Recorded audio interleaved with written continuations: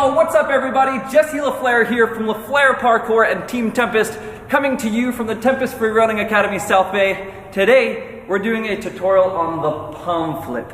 Okay, I would say your prerequisites for this one are be able to do a backflip. I have a tutorial for that, I'll put a link right here. And to be honest with you, a Kong vault.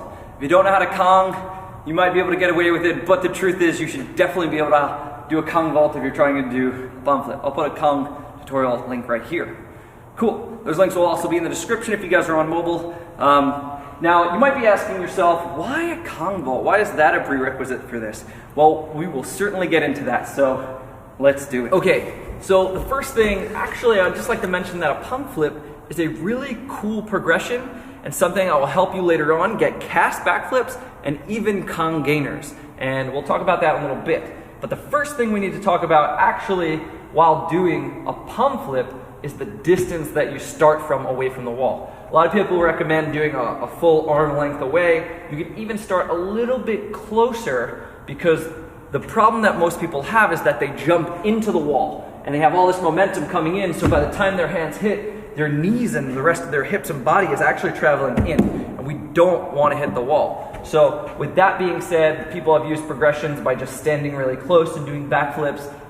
That's cool, I think it'll help build confidence, but the real trick about doing a palm flip is doing a palm flip. It's not just a backflip by slapping your hands or barely touching. You want to actually use your hands. Now, talking about your hands, where do we put them? A lot of people think you have to reach up super high. If you're reaching up that high, you can't jump that high, so what's going to happen is you're going to end up pushing yourself down.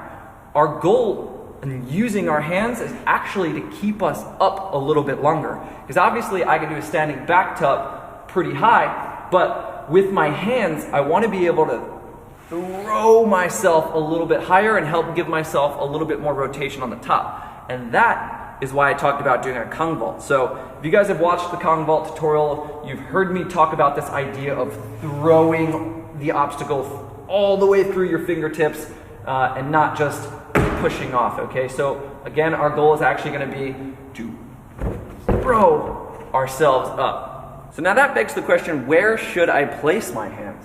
You don't want them too high, you said I don't want them too low. The goal is actually to have them where your shoulders are gonna end up being and where you can actually still travel a little bit past them.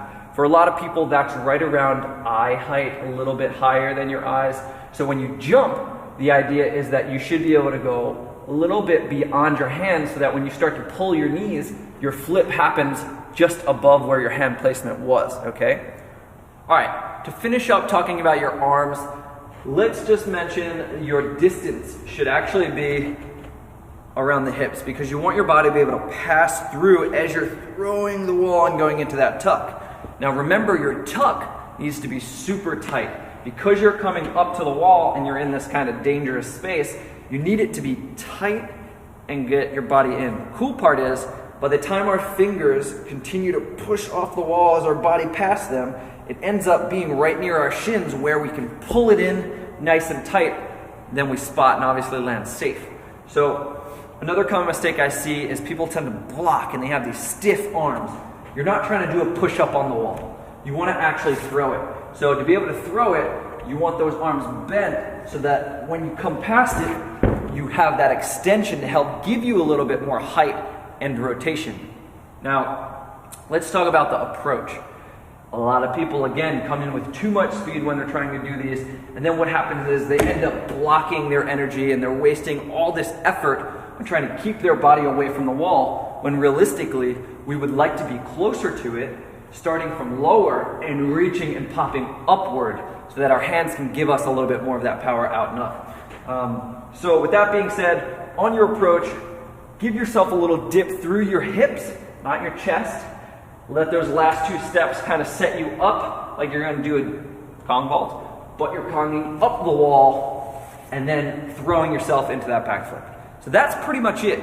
Once you do that, spot the ground again, land on the balls of your feet, try to land safely and quietly, because a quiet landing is a good landing, and that's it. Let's take a look at some slow motion.